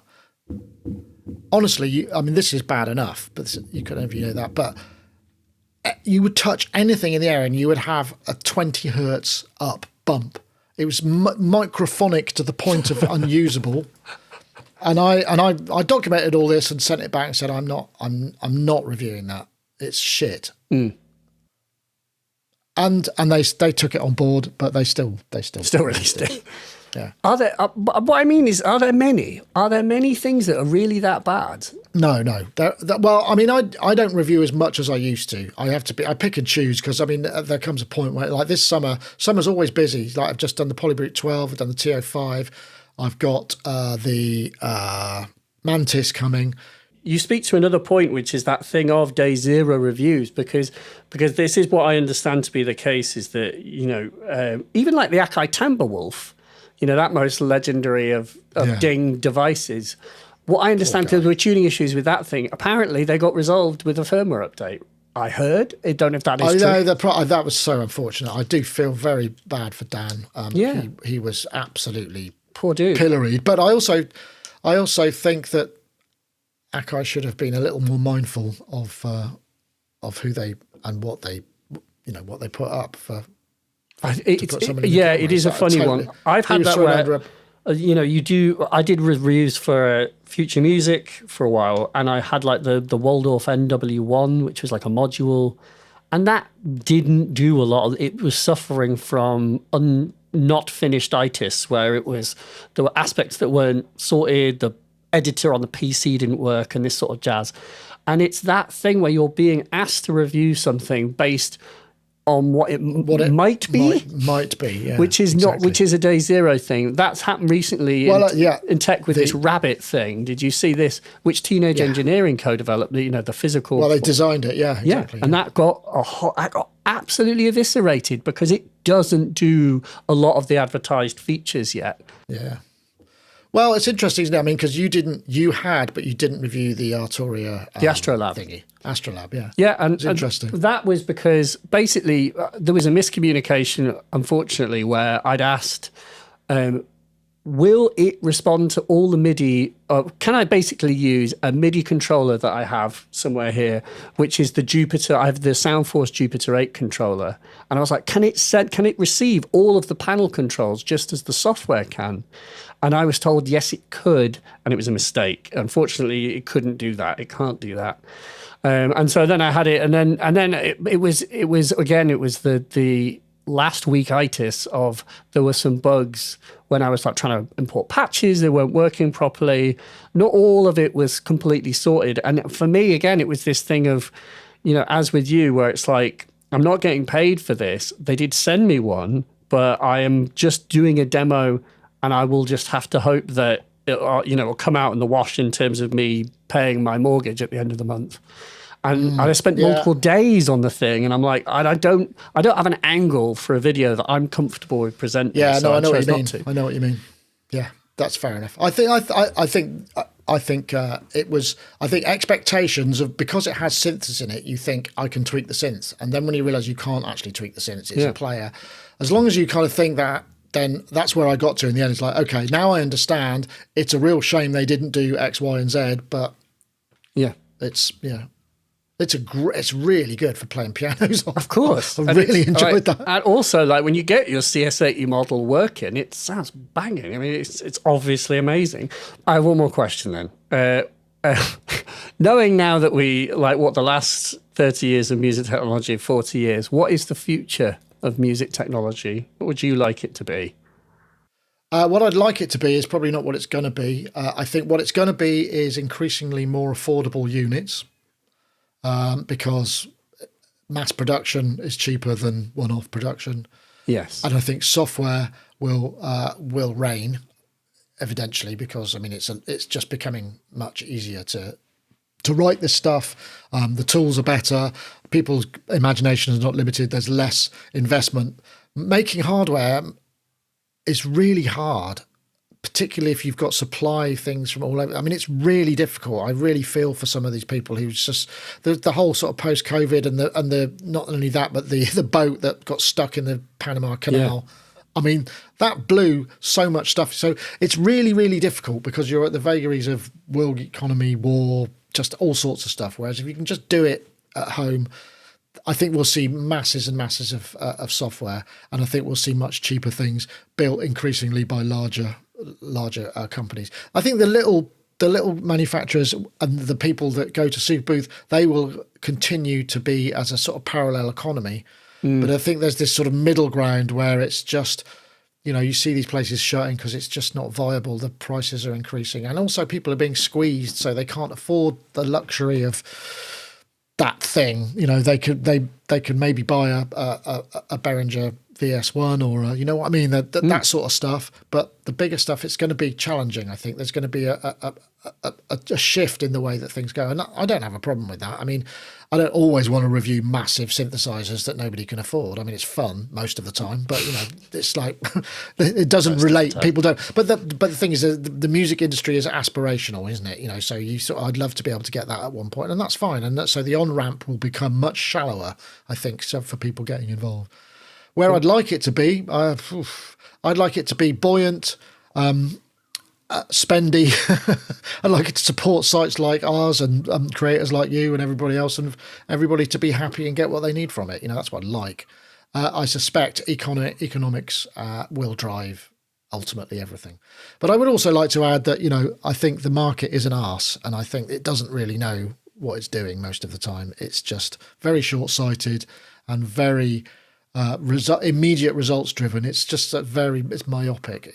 And I don't think it's fair, and I don't think it's reasonable that societies, industries, and countries should be held, to ransom by them. I think unfortunately that's the world we live in. So there we go. Well, thank you. Oh, sorry, that's a bit heavy.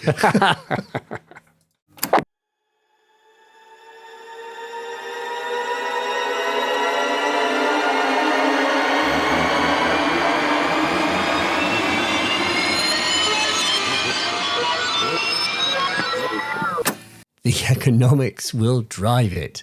Yes, it is true. It's depressing, I suppose, that thought. But I hope that just means that we'll have better stuff available less expensively, if that's a way of putting things. And I know that companies are, you can just see the trend. There's Arturia. Interesting that Nick cited Arturia as one of the most innovative companies. I was on a Reddit thread earlier today, and someone was like, "Oh, I'm wanting to get into modular." I'm like, "Mate, you really should just buy a Microfreak." this was a person also, especially who was budget limited. They were like, I've only got this X amount of money. I'm like, you actually seriously cannot do better than a Micro Freak. Like that device, it takes all of the things that were in modular synthesizers, you know, all of the essences and elements of what is interesting about them, and it condenses them into one thing. This is the company that also brought the Mini Brute, you know, which literally set the £500 price mark for analog monosynths. Been forgotten, but it was the first to do it. It wasn't Behringer. Behringer did not make synths cheap first. That would be Arturia. And so, I think that's a good shout in terms of company that is like, has pushed things, you know, and I've been there. I literally have worked for the distributor and I sent stuff to Nick to review. So it's interesting for him to say that. I would agree with that. Not that I have any allegiance, you know, they don't owe me anything these days, but I know them personally. I like them very much. And they really are like, there's a drive at that company to push things forward. And, you know, how low can we price it? Can we really do something quote unquote disruptive? And they do it and it works. It's good. Despite obviously, we talked about the Astrolab, which is to say that not everything is perfect. And there is this whole thing of, you know, releasing stuff at the last minute. And this is not unique to Arturia. Every company has this to some degree these days, I think, that when it comes to firmware, quite often things are pushed to the last minute. But in defense of all of these companies, I don't think it's common that a company won't make good, you know, shortly thereafter. It's just the nature of the beast, unfortunately, that you do need to push things. You have targets and deadlines. All of these things have to line up. There's a whole thing that we are not aware of, you know, when it comes to forecasting, you've spent years developing something, so you have a sunk cost against all of the wages of the staff that you've paid to develop something. You have to pay the factories that actually build the thing to build the thing. And so you've got bills to pay. So you've got to get that thing out because you've got to pay it back. Otherwise you are going out of business quickly. So I do understand it's really hard. As Nick said, hardware is hard. But yeah, what a wonderful conversation. It was really nice to hear his story and his genesis. I'd love to have met his piano teacher. I wonder if she's still around. That's amazing. And of course, to be there at a time where you could have a hit like that, where you could just make a white label and be hugely successful, I think those times may be past. Actually, that's not true. That is not true at all. You can, of course, still have an insane wonder hit, but it's done via different methods. A white label is not the way it is done. It is done through getting something synced, quote unquote, on social media, on some sort of TikTok that does the rounds, and then your Christmas #1. Nick has also been responsible, since I had this conversation, for me trying to get an Atari 1040. Just kind of set me off because I'm intrigued with people who are using Ataris to make music. There's many of my heroes. Orbital were using an Atari with Creator to make a lot of their old albums. Aphex Twin, of course, using an Atari with Dr. T's Tiger Cub, the software, and other things. There's the M, M. You ever heard of that? Which is the software. That was an Atari, wasn't it? I think it also came out for Amiga as well. Definitely for Atari ST. Intelligent Music M. Became a Cycling 74 joint. Supposed to be really interesting. I have tried that before. But yeah, M. It's spelt M, like the letter M. Worth checking out. As well as there's a whole host of other things. But I'm curious to try these things because I'm always curious to sort of walk in the footsteps of my heroes and be like, I'm going to put myself in your boots. Here I am. I've got many of the same sorts of things. Not to be them. That's ridiculous. You can't be them. And also they are 40 years ahead of you. So it doesn't really mean anything. But I can't help it. It's like being a kind of archaeologist. It's like the interest in I want to just put my hands on the same device and see what would I come up with. And I did have a similar thing of like, I got a Yamaha TG33, by the way, and the fact that I knew what Nick's D110 was is because D110 has been on my radar of like, I love romplers and sort of cheesy, those cheese machines. And let me tell you, D110 is cheap. So if you want to get one, now's the time. But yeah, the TG33, like I got one of those things. That's like the sort of Yamaha kind of ambient wonder station. It's a vector synth. I wonder if that means it does actually have like licensing to good old Dave Smith in it. But yeah, the TG33 is amazing. It just sounds incredible. It's got a beautiful sort of glassy, sort of interesting sound. And I'm flipping through the presets and there's sounds from LFO's Advance. The tune is Shut Down. You know, the tune Shut Down has that kind of like weird sort of choral, sparkly sound.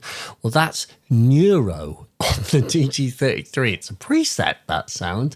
Of course, legendarily, LFO, you may or may not know, the 4-note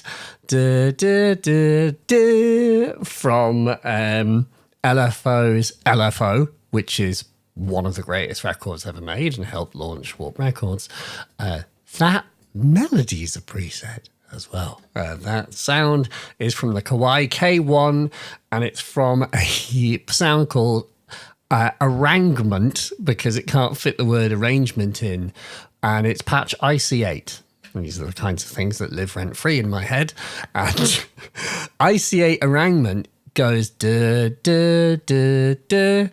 It's that. And so, yeah, I mean, I bring this up just in the sense that it's fascinating to consider the past. It's fascinating to step into the shoes of people and then explore, what would I do? What direction would I take it? Because, of course, you can't. It's not 1991 anymore. It's not 1990 like when, Nick made Tom's Diner. And it's like, things have moved on. It's fascinating to explore old gear. And I love talking about it. So thank you, Nick, for allowing me to sort of vicariously live the last 40 years through you. And congratulations for everything that you have done as a sort of self-made person. Nick's like, what we didn't talk about is like, you go to Nick's Towers, man, like I've been to the Towers and like in the Towers, it's like you do videos in a one take. He has all these systems to record the videos live. You don't do the stupid thing of like recording on multiple cameras and then taking out the SD cards, pulling the files together, synchronizing them with the audio that you recorded separately. Nick built systems. He's like a tinkerer. And actually what he said to me before the camera started rolling was like, I actually sort of enjoy that more than reviewing synths, if I'm honest. I love the like system building, the tinkering. It was really interesting to hear him talk about the fact that just building the website was a form of kind of therapy, escapist therapy for him when he needed to just focus on something away from people because he was feeling overwhelmed. Really interesting. I totally get it. And it's, fair enough. And his systems are amazing. He's brilliant at it. And so I wonder what he'd do next. If it's not Sonic State, what would it be? That's a question for you, Nick. But in any case, thank you, Nick Batt, for being awesome for the last 30 years.